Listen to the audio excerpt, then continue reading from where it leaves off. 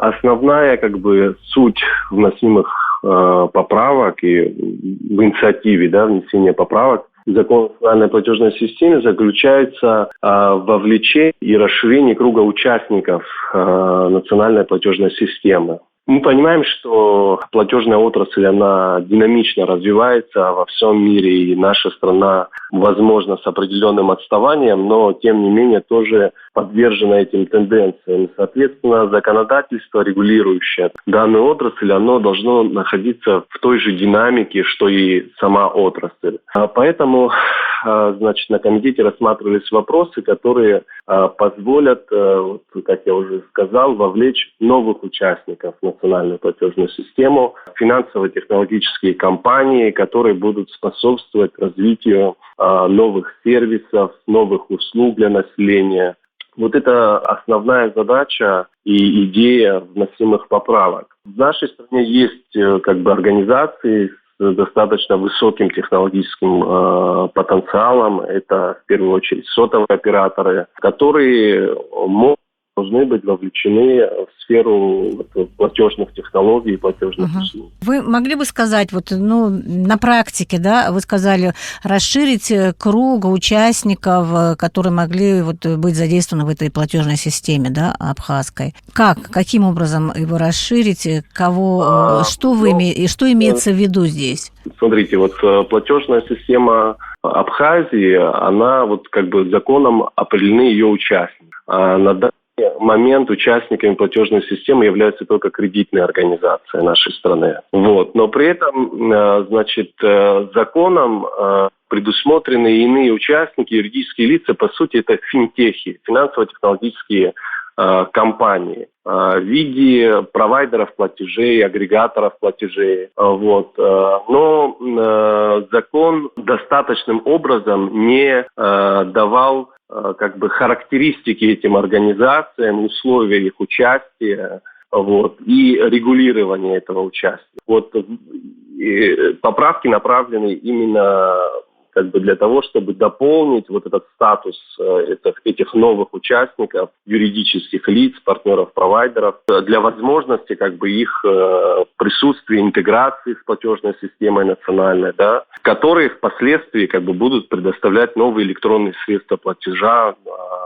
И они, по идее, будут способствовать развитию и, возможно, и мобильных приложений. Как раз хотела спросить. То есть это как раз, если в практическом смысле, например, это может вылиться в то, что появятся условия для внедрения каких-то мобильных приложений, банковских в том числе, допустим, от какого-то провайдера и так далее. Да, совершенно. Но почему тогда нужно как-то закреплять понятие электронные деньги? Это же может быть деталь какая-то, не знаю, насколько она существенна, но тем не менее как-то о ней говорится отдельно. Да, конечно, потому что это деталь, которая это не суть внесения изменения, а необходимая деталь предоставления этих услуг. Есть понятие электронного средства платежа, которым может быть банковская карта, это может быть мобильное приложение. В данном случае у нас единый центр персонализации, миссии банковских карт. Это национальная платежная система АПРА с процессингом в Банке Абхазии, Центр персонализации в Банке Абхазии. Но при этом всем, наверное, на слуху уже известно в России уже в значительной степени это направление развито. Есть различные электронные кошельки, такие как Яндекс.Мани, Киви и так далее. И в нашей стране появляются, есть инициативы сотового оператора Mobile. Я думаю, что в этом направлении есть какие-то мысли, возможно, и у Аквафона, по появлению новых электронных средств платежа. А электронные средства платежа, по сути, средства предоплаченные, средства, отраженные на этом электронном средстве платежа, они являются электронными деньгами. Так. в частности, вот говорится о том, что, вот я процитирую, предлагается ввести определение электронных денег, закрепить право участников НПС, партнеров, провайдеров осуществлять прием платежей в пользу третьих лиц, а также закрепить право Национального банка Абхазии на регулирование порядка приема платежей партнерам-провайдерам в пользу кредитных организаций. Это вот то, о чем вы говорили, или там нужна еще расшифровка?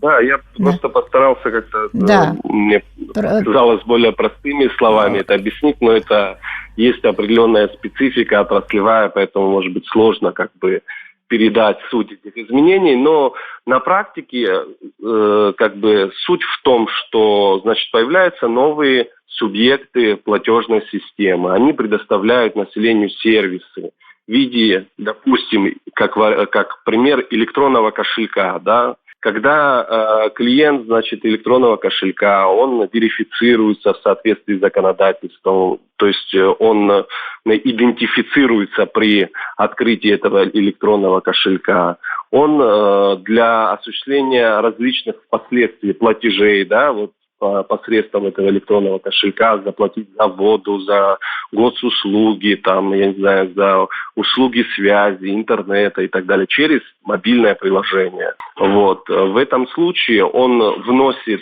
денежные средства, которые отражаются на отдельном счете вот этого юрлица в кредитной организации, а для него, для клиента, они отражаются в виде электронных денег на его электронном средстве платежа, на его кошельке, к примеру. Да? Вот это и есть электронные деньги, как бы эквивалент деньгам там, фиатным, допустим, которые вносятся на специальный счет там, в кредитной организации. При этом клиенту не открывается банковский счет в таком случае.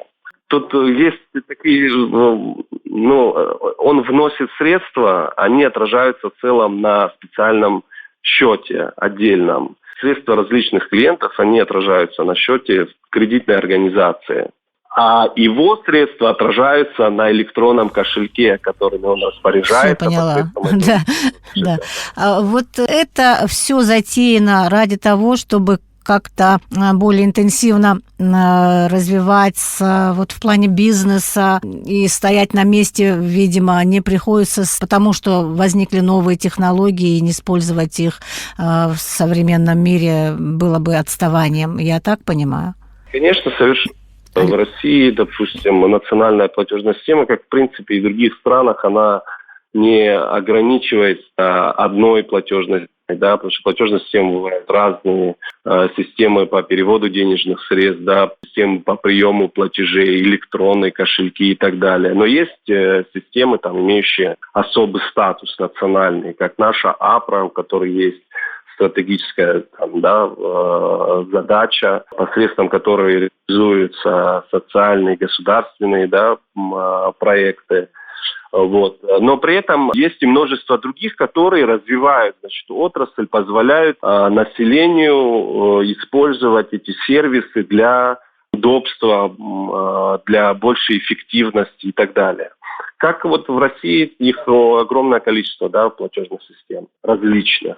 Вот, различных электронных кошельков, да, какие-то для кого-то удобнее, они могут быть с разными тарифами, с разными сервисами, где-то один набор услуг, да, предоставляется там возможность оплаты там одних видов услуг связи, допустим, в других там какие-то интернет-магазины можно оплачивать, да. Для того, чтобы вот эта вся сфера как бы электронных платежей развивалась, нужно, чтобы были участники, она должна стать конкурентной, да, в которой вот финтехи будут предоставлять и конкурировать на уровне своих сервисов, да, и стремиться предоставлять более качественные услуги для населения. Вот в этих целях как бы мы видим задачу вот как раз создать условия, при которых как бы будет присутствовать эта конкуренция, будут вовлекаться там технологические компании платежные, и при этом эта сфера будет регулироваться законодательно. Вообще, как вы думаете, как быстро вот этот процесс пойдет, как быстро вот этот закон, изменения в закон будут приняты, и с тем, чтобы как бы уже делать какие-то практические шаги в этом направлении?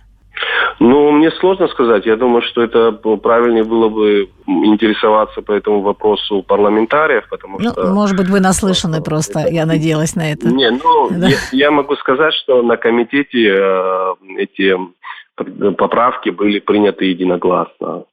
Вот, как дальше, я даже, честно говоря, не знаю, какая процедура там в парламенте, да, должна пройти после для утверждения этих. Да, спасибо. Леон, там на комитете еще рассматривали один закон, который касается вот банков, да, в частности, о внесении изменений в законодательные акты в сфере банковского регулирования. И говорится, что этот проект предусматривает снижение размера пакета акций кредитной организации, там какие-то дальше сложности и так далее. То есть что-то касается процентов, дочерних и зависимых по отношению друг к другу там организациях, да, и что такое изменение служит целям реализации задач по гармонизации законодательства между Абхазией и Российской Федерацией, позволит Банку Абхазии там более эффективно выполнять функции регулятора. Вот о чем это? Эта инициатива ложится в сферу гармонизации законодательств между Российской Федерацией и Республикой Абхазия. По-моему, речь идет о случае продажи части акций кредитной организации. Обсуждались доля, при которой требуется согласование с Национальным банком. Если учредитель продает часть своих акций, он должен пройти процедуру согласования при условии, что если, значит, этот капитал составляет такой-то процент от общего капитала, от общего банка. Ну, понятно, это немножко другая тема, да, нежели о чем мы говорили. Все, что касается первой темы электронных денег и того, как все это будет реализовываться, что можно было бы еще добавить, может быть, в плане того, вот, допустим, если уже есть закон, например, одобрен, вот, что будет дальше происходить? Идея, вроде мы ее сформулировать получилось у нас, да, что, значит, идея заключается в появлении новых субъектов платежных систем, которые будут расширять сервисы, предоставлять различные электронные возможности осуществления электронных платежей в адрес поставщиков услуг через мобильные приложения, электронные кошельки, что в целом будет способствовать развитию безналичного оборота в стране. В случае принятия, да, поправок, значит, вслед за этим будут дорабатываться уже нормативные акты внутренние Банка Абхазии, регулирующие, значит, это направление, правила НПС, после чего начнется процесс вступления уже в качестве партнеров-провайдеров новых юридических лиц, которые будут проявлять инициативу, да, и заинтересованность в участии в этих процессах. Они, естественно, должны будут соответствовать определенным условиям, требованиям к этим организациям. После чего мы уже на практике, да, наше население должно увидеть этих организаций уже новые сервисы, новые услуги. А функционал карточки, просто нашей пластиковой АПРА, по-моему, тоже должен расшириться он. Смотрите, если мы говорим непосредственно о тех поправках, которые мы внедряли, они направлены именно на появление новых участников в системе, да. А то, что касается развития платежной системы АПРА в части внедрения бесконтакта, e-коммерц, да, интернет-коммерции, появления мобильных приложений банковских, да, здесь есть вопросы на стороне платежной системы, но сами мобильные приложения должны разрабатывать коммерческие банки. Если вы являетесь пользователем банковских карт, допустим, имитированных в России, там, вне зависимости, это в прошлом карта Visa, карта MasterCard или карта МИР, вы не являетесь пользователем приложения Visa, MasterCard или МИР. Вы пользуетесь приложением там, Сбербанка, Тинькофф банка, ВТБ банка, там, Альфа-банка и так далее. Вот. Но на стороне платежной системы нужно провести определенные работы и банкам тоже на своей стороне подготовительные для того, чтобы у них появилась возможность внедрять и развивать мобильные приложения. На самом деле здесь есть еще и другие вопросы, которые именно нормативные, законодательные. Есть вопрос, связанный с электронно-цифровой подписью. Для использования мобильных приложений в законе об электронно-цифровой подписи должно быть понятие простой электронной подписи, да, для того, чтобы распоряжение клиента посредством электронного средства платежа, такого как мобильное приложение, оно законодательно подтверждало его, поручение на осуществление определенной операции по его банковскому счету. То есть это как бы аналог собственноручной подписи. Эти инициативы, поправки, они осуществлены, они, по-моему, в работе, находятся в парламенте, и, по идее, я думаю, что было бы логично, если бы эти законы вышли бы вместе, параллельно. То есть усовершенствование законодательной базы в том, что касается банковской сферы, оно продолжается, и оно уже очень актуально на сегодняшний день, я так понимаю. Да, это очень большая работа, но вот мы на комитете видели от наших коллег из парламента заинтересованность, активность, желание это направление, наше направление, так скажу, банковское, законодательно развивать.